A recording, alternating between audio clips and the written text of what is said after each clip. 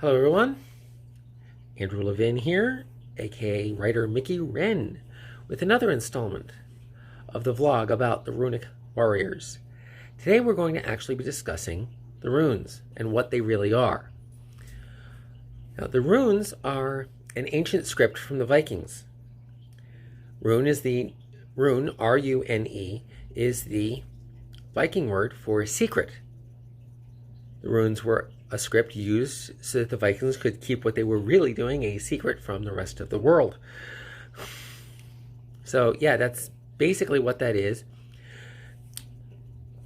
The original runic alphabet is known as the Elder Futhark. Now it's called that because of the English translation of the first 6 letters of that script, which is Theo, which is F, Urus is U, Thorisas is TH, Ansus is A, Raido is R, and Keno is K.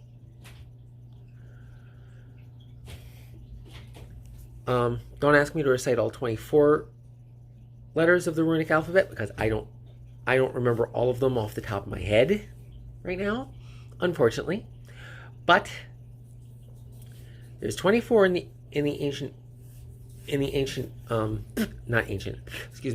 Elder Futhark. There's 24 characters. Very distinct characteristics of all 24 is there is no horizontal lines.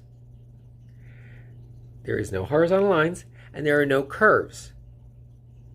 It's a very angular script, and the reason is because the Elder Futhark was originally carved into sticks, and a curve or a completely horizontal line could break the stick. They didn't want to do that. So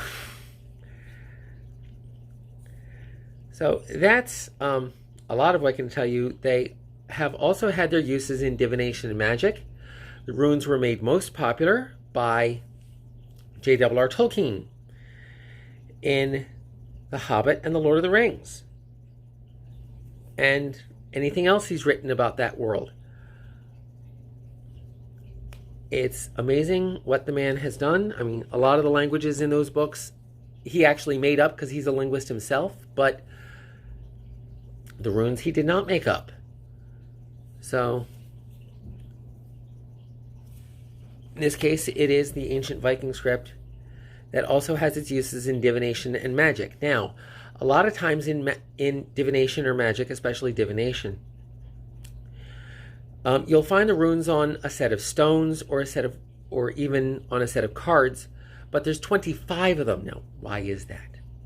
The 25th is the blank rune, the unknowable, usually represented by a square. So when you see a set of rune stones or a set of rune cards, you'll notice there's 25 in the set. There's usually a book with it that explains what all of them are, according to whatever magical realm the person who created that set is going by. Now, a lot of the times it's the same thing over and over again. It's just a matter of how they translate it. Unfortunately, there's nothing else I can tell you about the runes right now that would make sense to anybody without sounding like I'm rambling at this point. But that's what I can tell you about the runes, which are very central to the runic warriors, because that's where their powers are coming from.